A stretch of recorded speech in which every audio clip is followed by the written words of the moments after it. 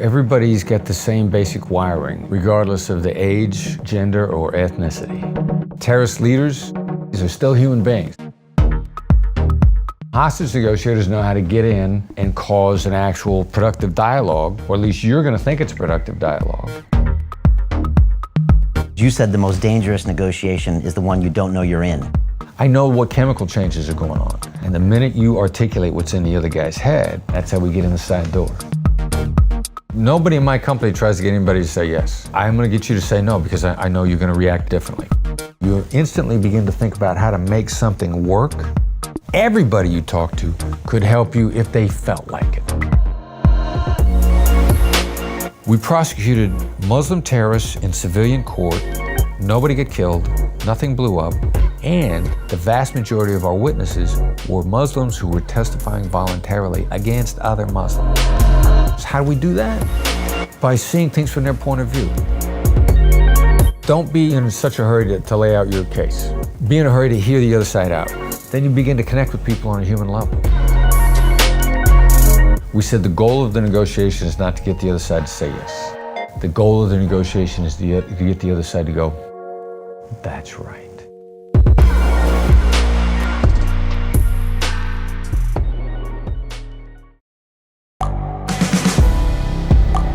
The world is changing. Inspiration is everywhere. It has never been so easy to connect, share, and bring people together.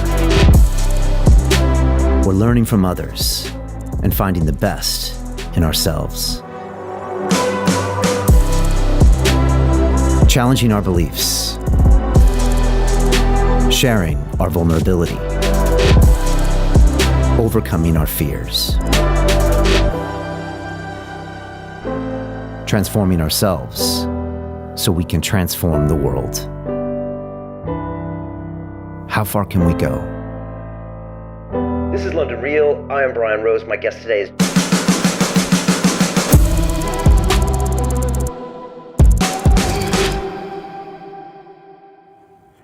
This is London Real. I am Brian Rose. My guest today is Chris Voss, the former FBI lead international kidnapping negotiator who handled more than 150 international hostage cases and spent 3 years investigating the first bombing of the World Trade Center. You are the co-author of the best-selling book, Never Split the Difference, and the founder and principal of the Black Swan Group, a consulting firm that advises Fortune 500 companies to perform complex negotiations. Chris, welcome to London Real. Thank you, Brian. I'm happy to be here. I like how your socks almost match my book, too. Was that on purpose? It's not on purpose, but I'm glad you noticed. You know, I want to know, what's it like to be in London? And, you know, are there any negotiators from British times that you might admire that are from this country? And what's it like being here? Is it a different vibe socially? And would that affect negotiations differently? Because I know you're doing some consulting while you're here. No, you know, we drive at human nature stuff. So everybody's got the same basic wiring in their, what our neuroscience brothers and psychologists would call the limbic system. And it's an awful, the analogy I like to use all the time is it's like the respiratory system. Everybody's got a respiratory system that operates on the same rules. Everybody's got a limbic system. The emotional system operates on the same rules. The other thing that's kind of interesting about it is, if I asked you if you could control your breath, you'd say, all right, you know, I'll hold my breath. And you can control your emotions for about the same amount of time. You can tell yourself to calm. If you're upset, you can tell yourself, calm down, calm down. And that'll last for as long as you can hold your breath. And then your emotions kick right back in. And hostage negotiator, I just know how to get in there and massage that occasionally. Okay. So we're all humans, basically. We all behave kind of the same way in the same patterns. Regardless of the age, gender, or ethnicity. Okay. And you're teaching businessmen here. But is a businessman any different from a kidnapper or a bank robber or a gang member when it comes to negotiations? Businessmen get upset more. They're more emotional than the terrorists are. Why is that? You know, it's kind of crazy, but it's actually really true. Business people have more stories of getting screamed at and people getting upset because both sides are sort of on raw emotion. You put somebody in the middle of that can dial somebody's emotions up or down right away, you're not going to get upset with me.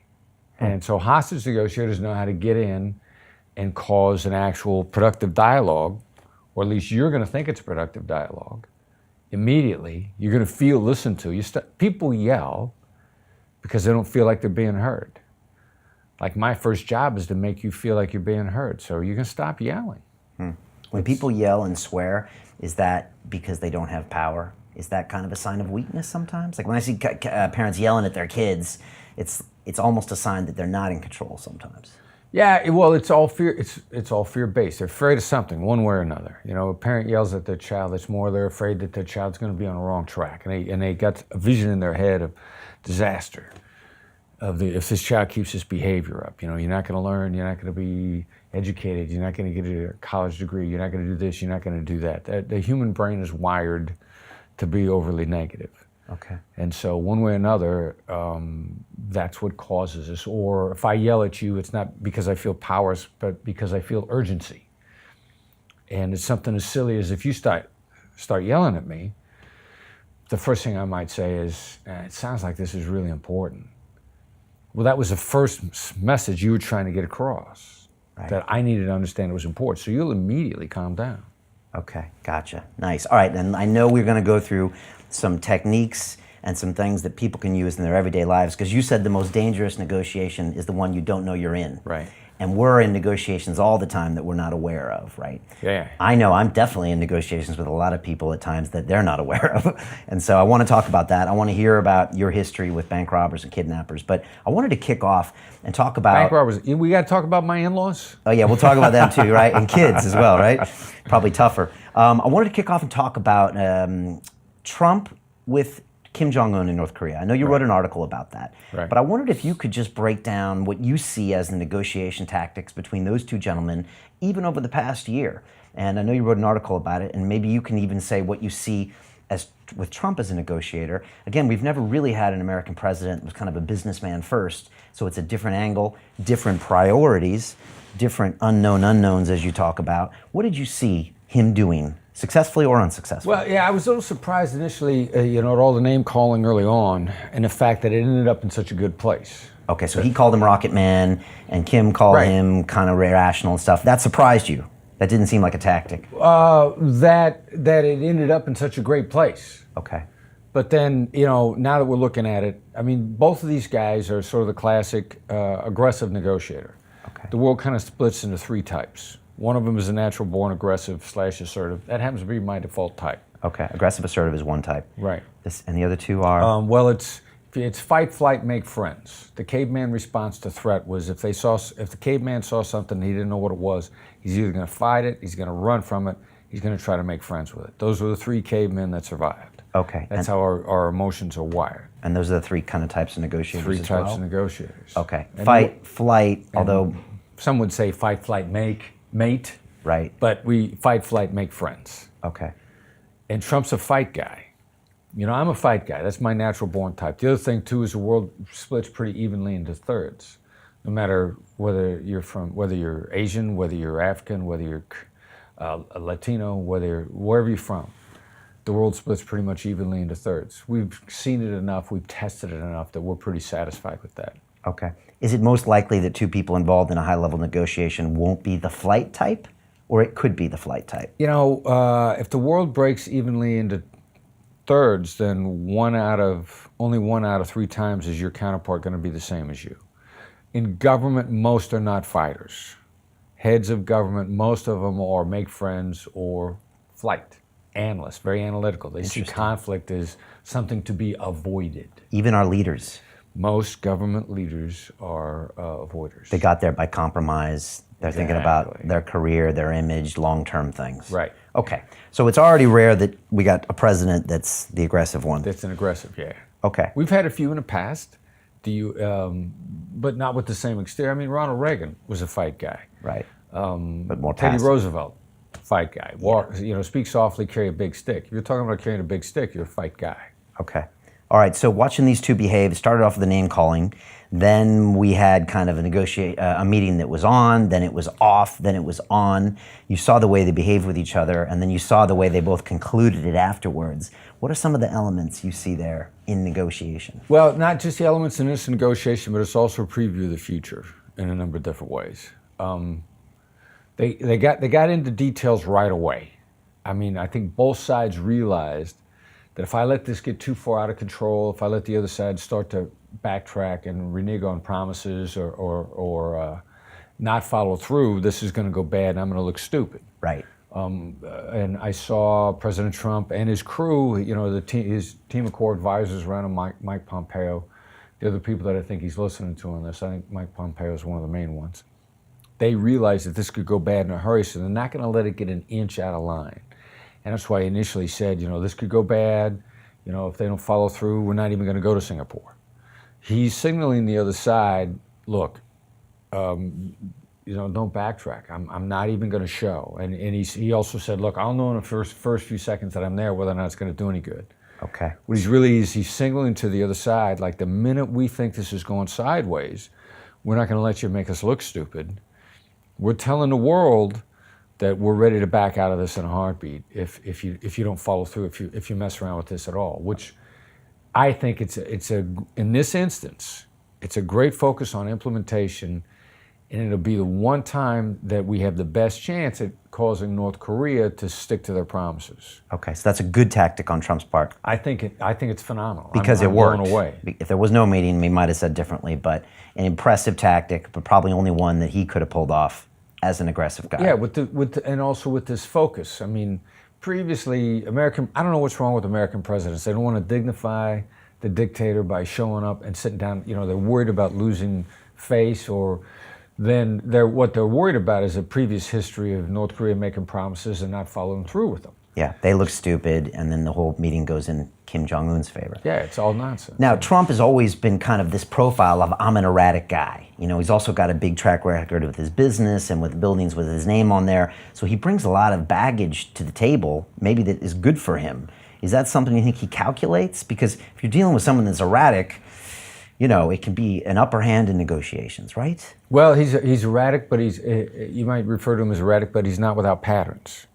Somebody can be erratic and be eminently predictable. Okay. Nobody's surprised by that he tweets. Nobody, he keeps doing the same thing over and over again. People are surprised by it. That's ridiculous. He sticks. He's true to his form. He's true to his type. He continues to do the same thing, which at this point in time, he's like, this is a pattern that's got me this far. It's silly for me to change at this point in time.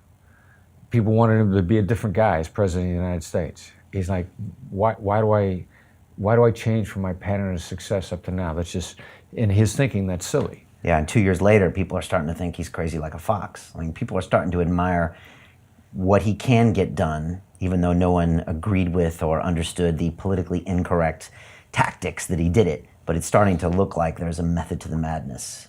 And yeah, exactly. And what he can get done, which the assertive negotiator has, and I did this myself, we don't burn bridges, we bomb them.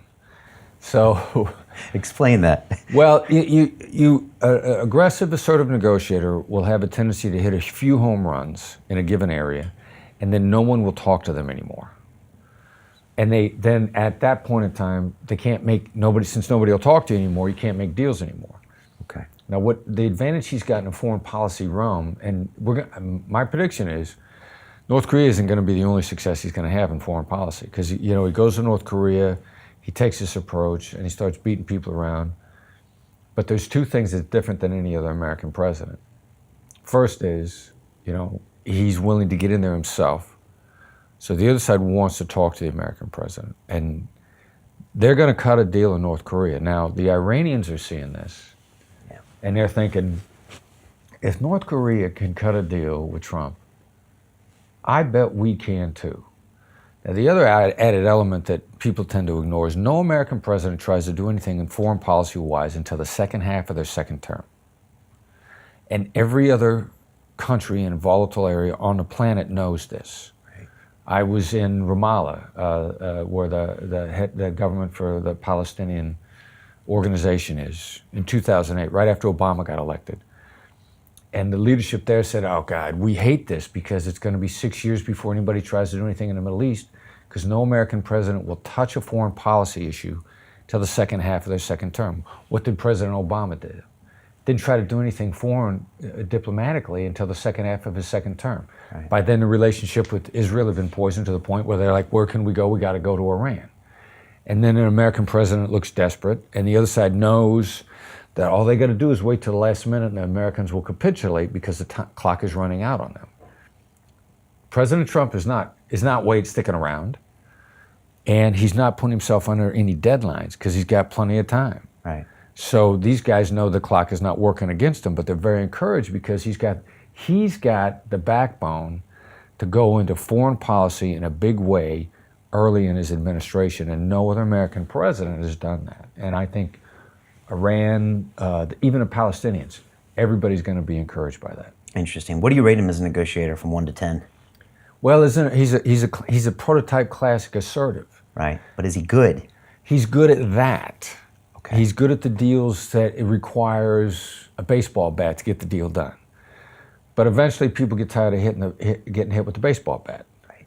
Which, interestingly enough, publicly he's a baseball bat guy, but privately he sits down and suddenly he's buddies with people. That's what I hear. Suddenly he's chums with Kim Jong-un. Yeah. He's a nice guy. I like him. We had a good time with him. I really He probably enjoyed him. genuinely means that, right? I think he does. I think he does too. You said in the book that someone's 6 times more likely to make a deal with someone if they like that person. Likeable is a huge. You don't have to change your position. Isn't that And crazy? You get a lot more by being likable. I mean, that's crazy. I mean, it's a crazy thing to know it's that much, because technically you'd think that Kim would be thinking about a deal for the country, for the next 100 years, maybe even for economics. But the last thing he'd be thinking is a personal relationship with Trump, because the max that'll be is 6 years. And yet it has such a bearing because we're emotional creatures, right? Right. That's why you're still in business, because you're teaching people how to tap into that, right? Yeah. We're an analytic society, we know the numbers work, but when Right. it comes to negotiations, that goes out the window. Well, emotions come in the window. Okay. And how our brain reacts. And see, the other thing about being likable that's a strategic advantage is you're also up to 31% smarter in a positive frame of mind.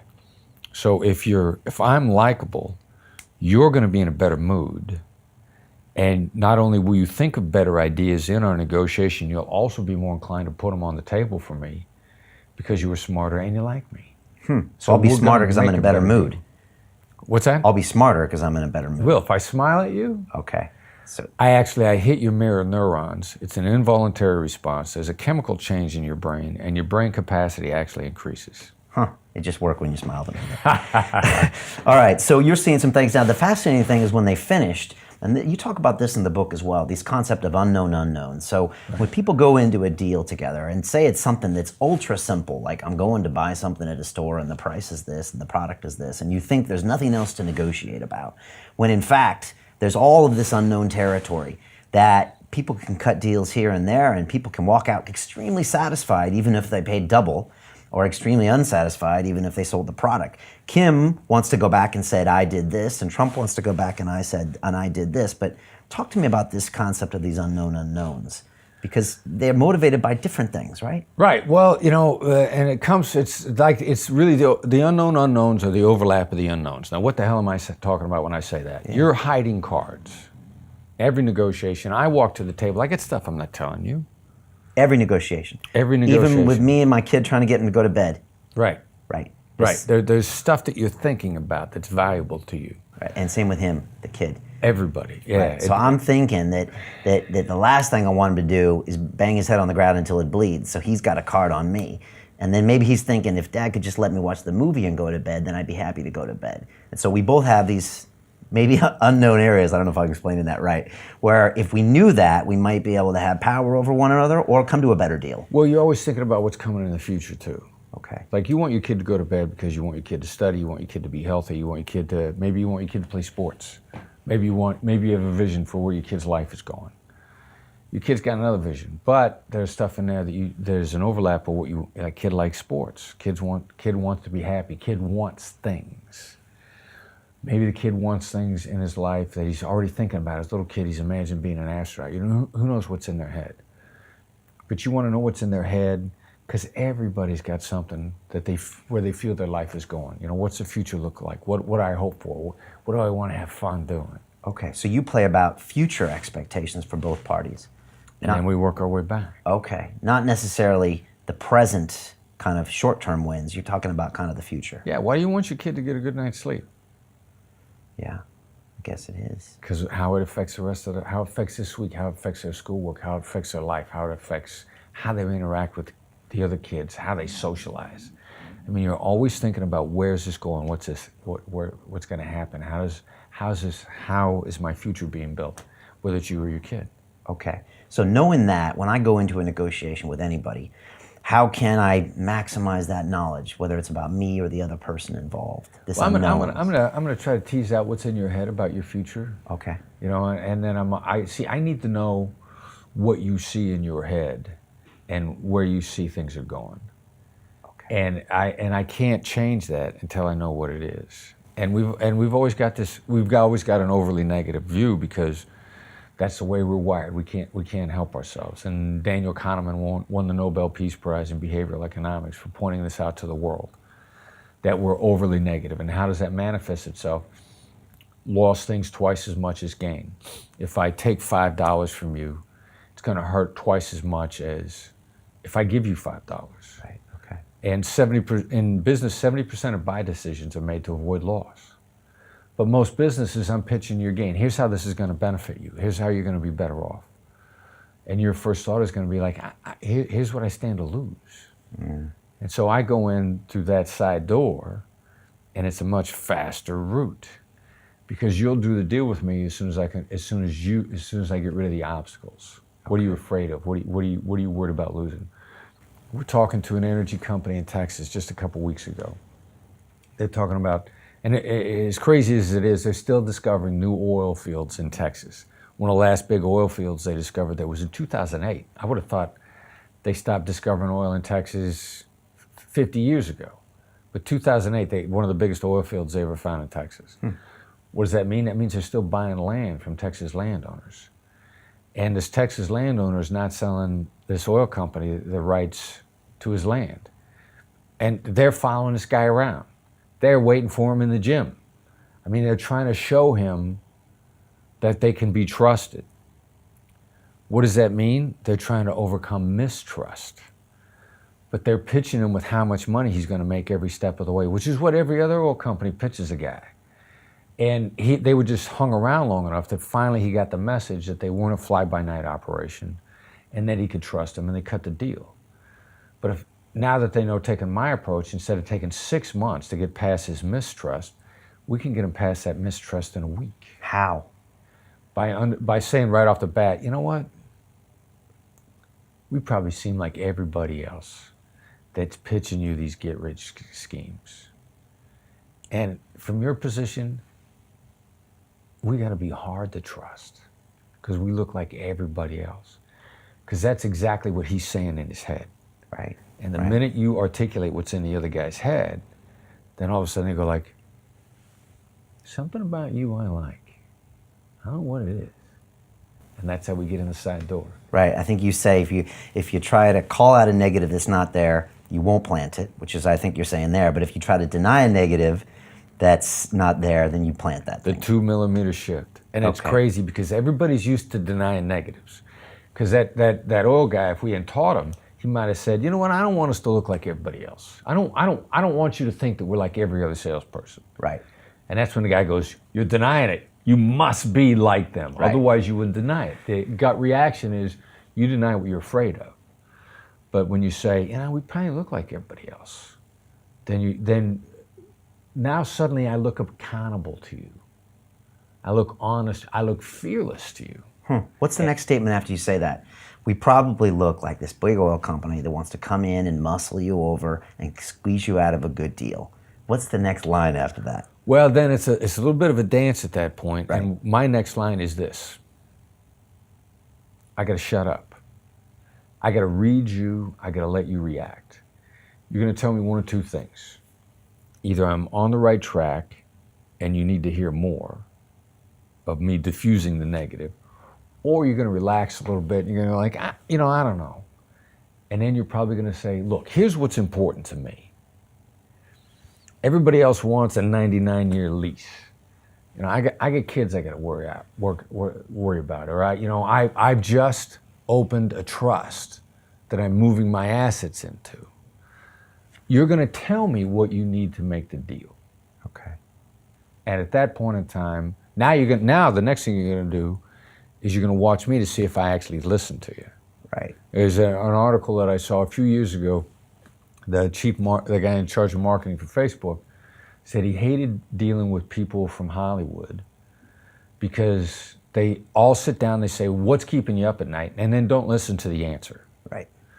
So they teed it up perfectly. The guy's about to share the unknown, and they're busy not even listening. they don't even listen to They're the thinking answer. about their next move, maybe. Yeah, or they're gonna pitch what they came to pitch no matter what he says. Right.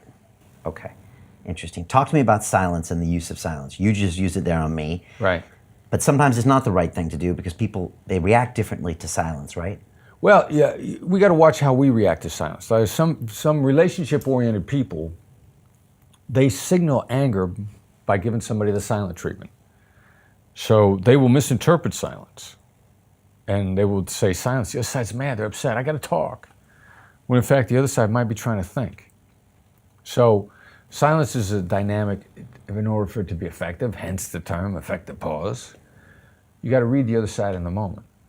And so I'll shut up, and you're gonna give me massive amounts of information as to how you're reacting. I'm either gonna see a contemplative look on your face, I'm gonna see a go on look on your face, or there's some people that are really good at holding their face but can't hold their hands. And we see the highly analytical people will keep a complete stone face, and their hands or their feet will start to move. Okay. What's the biggest tell for men?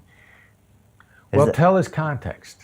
Okay. And that's why I need to talk to you long enough to know the context. And what am I talking about there? What I'm really looking for is the way a polygraph works is it's not trying to pick up your tells, it's trying to establish your baseline. What do you look like when you're telling the truth? You're going to lie 15 ways. You're going to tell the truth one way. So my small talk is really designed to get your baseline on what you look like when you're telling the truth. What'd you have for breakfast today? What was your commute like in today? How many kids have you got? The stuff that the polygrapher asks you a bunch of baseline questions. And then anytime you deviate from that, if I say, look, what's really important to you? And you're like, Does that mean breaking eye contact? breaking eye contact, looking in a different direction, chances are you've probably got at least 4 different ways that you signal discomfort. Lying is just a means of discomfort. Now, if I get a tell out of you, the other thing I got to do is not go, aha! But what I really got to do That'll is I'll ruin the say, negotiation, or let me know you know. It just makes everybody uncomfortable. it makes everybody uncomfortable. Okay. But I'll say, seems like something's bothering you. And then you'll tell me. But it's probably going to be hands related, moving feet or legs, looking away. I mean, there will be some basics, right? Right. And we were with a construction company yesterday, and one of their highly analytical guys, his signal is just that his eyebrows come up. Now, when his eyebrows came up, one of the other people in the training misinterpreted that he was insulted, because we were talking about his particular type and their reaction. And his eyebrows came up, and the other type said, what about that bothered you? Because he thought he was insulted. And he just kind of went, I don't know. And then I came back and I said, seems like you're uncomfortable. And he said, really, I was just really thinking about this. As somebody told me before, this was one of my big issues. Now, there was 2 completely different responses there. And I knew somebody asked him a question, he gave a very guarded answer. Now, we need to gather information. I didn't ask him a question. I said, it seems like that made you think about something. It seems like that bothered you. And then, boom, floodgates of truth-telling are opened up by my observation. Because a question put him on guard, where my observation of his reaction sort of bypassed the prefrontal cortex, went in the side door again, and suddenly it's like, well, what he wasn't insulted by was he found it intriguing because he'd gotten some coaching feedback that was one of his issues and he was trying to fix it. And it had been called out in the conversation, and instead of being offended by it, he was actually reacting very positively. So you also have to be concerned about what your interpretation of their tells are. They might be lying. They might be reacting really positively. You got to pull out of them what's going on behind their head without automatically assuming that it meant he was uncomfortable and that was a negative thing. He actually really appreciated the observation. Okay. So you got to stay with people in a way that you don't go Right. because then it drives them back. Are all negotiations really therapy? Yeah, if you're a great negotiator, because the other side is going to want to talk to you even more. They're going to want to be honest with you. They're going to want to tell you what their unknowns are. They're going to want to tell you, if you're going to want to tell me what you're hiding, it's kind of got to be a therapeutic experience. Right. And you're not going to. And just to be clear, I mean, it's in everyone's interest to kind of open up and show each other the cards? Or it's not like, I'm going to get you and then I'm going to win, but it really, I mean, is it really in both parties' interest if they can discover each of their unknowns? Yeah, because it depends upon whether or not you take yourself hostage. But first of all, the best deal possible, we both got to show our cards. Because we never know how those cards overlap. And we'll never get to the best deal we could possibly make unless we open up. Now, maybe we'll make some acceptable deals. Maybe we'll make survivable deals. But without opening up, we cannot maximize the opportunity. And then that requires trust. Let's talk about trust and like some of the probably the big moment of your career where you put it on the line and everyone was watching, and that was the first bank robbery. So tell me about that situation. Tell me about bank robberies in general. Actually, you know, in the book you kind of talk about the history of negotiations, but I think it's more negotiations in a real-time audio medium, right? When we're talking about what happened in the 70s. And I think that's really interesting because, you know, negotiations have been going on since the time of Genghis Khan, I'm guessing. They would send someone in. I even think in the Iliad, like they're sending people into the gates and they negotiate, but this whole concept of a real-time, on-the-phone negotiation is new, and that's kind of what you specialized in originally. So, I don't know, if you could tell me a little bit about that, and then the situation you were in and what you learned on that bank robbery day, because that's pretty unique. Yeah, well, bank robbery in Brooklyn, you know, 6,000 years ago, back in early 1900s. What is it, 80s? 70s? No, this 80s. The bank robbery was in, when was the bank robbery? It was in 93. I think it was in 93. It was a crazy year. There was crazy stuff that happened that year. It was nuts. In 93, okay. Yeah. Yeah, that was crazy. Was that World Trade Center bombing too? Okay, yeah, they were the first one in the parking structure. Right. So there's banks in Brooklyn. I didn't know that, first of all. Okay. There's trees in Brooklyn, there's banks in Brooklyn. Right. So first of all, real quick on like hostage negotiation and those kinds of things, that's a fairly new phenomenon, right? Relatively speaking, yeah. Hostage negotiation per se was invented in about 1972. As a result, what triggered it across the law enforcement world were the Munich Olympics. Okay. With the Palestinians and the Israeli athletes. Right, so 72 in Munich. As I remember, there's a great movie called One Day in September. One Day in September. Yeah, and so as I remember, the Germans were they didn't want to project a lot of force at that event, and they didn't want to look like a police state for the hangover from World War II. Right. So they probably were a little bit lax, and then it was the Israeli wrestling team or something that got... Israeli athletes, a number of them were wrestlers. Right, okay, and taken hostage. Weightlifters. And then on top of all that, the Olympics was going on. There's news crews everywhere, real-time video feeds. It's insane. It's insane. And so that's like one of the first times where there's this real-time multimedia kind of negotiation process. Right. And that's a phenomenal, if you're into terrorism, and great insight into the Palestinians also, because they interview the surviving Black September terrorist. And he talked about, you know, growing up in a refugee camp and feeling like a wretched refugee, which meant it was an identity issue, which is what it is for everybody in every negotiation. How does this affect who I am as a human being? And that's how these guys get into this, because he says, I grew up feeling like I was a wretched refugee, and becoming a terrorist gave me an identity. Wow. And then you begin to understand how these guys get into that. But then they get into the hostage taking, and there hadn't been any negotiations at the time, and the Germans are trying not to use force. And it was just one train wreck after another, and resulting in just a horrific incident that the German authorities almost pulled it off. With a little bit of command and control, they would have pulled off the rescue at the airport. But their command and control fell apart, and their discipline of their assaulters. They had some police officers that were waiting on one of the jets that the Palestinians were supposed to board to leave Munich. And at the last minute, the assault team on the jet took a vote to abandon their posts. I mean, it's insane. They might have pulled it off if those guys hadn't abandoned their posts. Knowing what you know now about both sides, how would you have negotiated that? I mean, again, if you already know that information about these Palestinian guys, I mean, that can be a very powerful unknown. Absolutely. And they're also, I think people forget, and maybe you can talk about this too, is that they're in a situation they didn't necessarily design. They sure as hell didn't emotionally prepare for what's happening, and let alone in the first minute, let alone 30 minutes or days into it. I mean, this is all adrenaline, madness. They're probably scared. Yep. They're reverting to being humans in the midst of this. It's the interesting thing in the study of terrorism over the years. Terrorist leaders, big problem is the cannon fodder they send into these are still human beings, and they're still wired the same way everybody is, and they still have the emotional system that everybody has, and they know that as a human being you're going to get scared.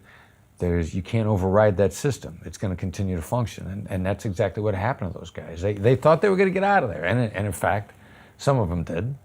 You know, one of them, hats off to the people that did that documentary, because they tracked down a remaining member of Black September and put him on camera and interviewed him. Oh, wow. How do you pull that off? Because he's still a human being. Right, and he still wants to talk about it. Everybody wants to talk. If you're alive, you want to talk. If you're in a business deal, you want to talk. You just got to understand how to unlock somebody from talking. Okay. And so knowing what you know now, how would you have approached that negotiation? If they would have just had a little bit of command and control, and there are some situations where you got to call in a SWAT team. Right. And at that point in time, if somebody wants to leave, and the Palestinians wanted to leave, they wanted to escape, they're telling you loud and clear they want to live. And that gives you the edge. And at that point in time, you start talking to them about how their actions are going to help them live. Or if they want to live, the other thing they want to do is they want to be heroes. Everybody wants to be a hero. Everybody wants to be immortal. An athlete wants to be in a Hall of Fame. What athletes want more than winning championships is to be in a Hall of Fame. And you begin to understand what people want that makes them immortal, then you can talk about whatever it is that makes them immortal. Okay. And also, from a law enforcement perspective, you can open up holes in their game, open up gaps in the plan where they might agree to something they wouldn't normally agree to that will give you a tactical advantage. Right. Okay. Interesting. And so people should definitely watch that movie. They basically indicated they wanted to live, wanted to get to the airport, and then it kind of all went wrong there. So it's a great film to watch. Tell me about the bank robbery. And by the way, you're a former SWAT guy, so you kind of know that side of it, which is probably makes you a different kind of negotiator than other people, knowing what it's like on the ground. But what happened that day? What did you learn? Were you nervous? And how did you get in that situation? Well, I wasn't nervous. I mean, by that point in time, I'd been doing the process enough that I was comfortable with the process. But you'd only been practicing. Well, practicing, but my real life practicing had been, I'd spent a lot of time on a suicide hotline, which is real life emotions. Okay. And so I knew how powerful this stuff was walking in. A suicide hotline, you got to talk somebody down off a ledge, figuratively, literally, in 20 minutes or less. Wow. And I remember when I first got there, I'm like, 20 minutes? How's that going to work? You know, on TV, they're on phone for hours. I said, no, if you do this right, you'll be done in 20 minutes or less. And it was true. And that's why, you know, our analogy in business, the application of this stuff saves time. I mean, I had one of my students say this, you know, tactical empathy saves time. So we get to the bank. By the time they hand me the phone, I'm like, I'm just going to put my process on these guys. I'm using late night FM DJ voice. And the guy's going to calm down, and he did. You got a phone line to him. Is that what happened? On the phone, yeah. Okay, and so then the day of, they went to rob it. They didn't plan on the situation? 3 guys. We didn't know at the time there were 3. 2 went inside. The getaway driver stayed on the outside. The ringleader planned on robbing the bank. He told the other guys they were going to rob the cash machine. So they thought they were only going to get as far as inside to rob the cash machine. The insane idea was this guy actually ran a cash courier route. So he knew where the cash machine was. He knew how to get into it. He convinced these guys that since he had all this information, they could avoid the camera that took pictures. He could disable everything. They could get in and out clean. They could take all this money. Nobody'd ever find him. What he really wanted was the money in the vault. And he didn't tell anybody that till they got inside the bank, and then he pulled out a 357, started waving around, took hostages. Everybody was surprised, even the guy that followed him inside. And then so they trip the bank alarm. A passerby sees what's going on inside. The getaway driver on the outside was kind of like, feet don't fail me now. He got out of there immediately. We show up at the bank. We get the bank surrounded. The guy on the inside is actually the classic CEO negotiator. Classic CEO negotiator pretends like he's powerless. Use nothing but plural pronouns. Example of that would be? He said, there are all these other guys in here. I got all these other decision makers. I don't have any power. This bank robber said, I'm scared of the other guys. I'm gonna have to get off the phone because they're gonna catch me on the phone with you. And then they get off the phone. He was completely in charge. A business, the most influential negotiator in the negotiation team on the other side, if he comes to the table, he's gonna say, we got all these people in my company that I'm accountable to. I'm only the spokesperson. But I've got a board I got to talk to. I've got all these people who just completely constrain me. Okay, and that's not Trump style. But that is not Trump style. Right, but that's the guy who's hiding his power. Okay, because he is powerful. Because he's the last word. If a decision maker comes to the table, they're very cautious about how they come to the table. The analogy with Trump was, although he looks like the decision maker, look how cautiously he approached Singapore once the deal was set. He cautiously said, I'm going to know inside the first minute whether or not this is a legitimate negotiation. I'm going to know if this is going sideways. Then he had people signaling this for him. He had all his people in what we call hardwire control. He knew the conversations that were going on in advance. He had all his people in advance saying, if this goes sideways, we are out of here the minute we smell it. And that's how he maintained control to keep himself from getting backed into a corner. And of course, what's he end up doing? He goes and he makes all these pitches. He shows them a video, which evidently appealed to the counterpart. Interesting, huh? And then also he made it a point probably to get out of there as quickly as he could. Okay. To leave the details to his guys. How long did he stay? I mean, like headlines, Trump's out early. Yeah. He's letting people know that he's extremely worried about implementation, and he got away from the table as quickly as he could so that he couldn't get backed into a corner at the table. So having tactical control of your team is just as important as you being on message as well. Yeah, exactly. Very, very good. And as much as tactical control is, you don't want your people saying stupid things. Right, loose lips sink ships. Or you don't want somebody on your side going like, you know what, he's really worried about this. So if you come in on this angle, we can make this deal. And that actually happens in business all the time. Leaders are like, why did you tell them that? You revealed stuff that I wasn't ready, not that I would never reveal it, but I wasn't ready for you to reveal it now. And that's actually defections on your side when your people become impatient are one of the biggest problems. Okay, cool. Back to this bank, you're talking to this guy. He's implying that there's other people involved. He's not in power, not in control. Do you buy it right away or no? No, well, I didn't know that was the read at the time. I now know that that's a common tactic of a smart leader, to act powerless at the table. But I didn't know it at the time. Initially get him into a conversation, and he said something that surprised me so much. By accident, I reverted to a negotiation skill we refer to as a mirror, which he said, I asked him about a van. We figured we had the getaway van.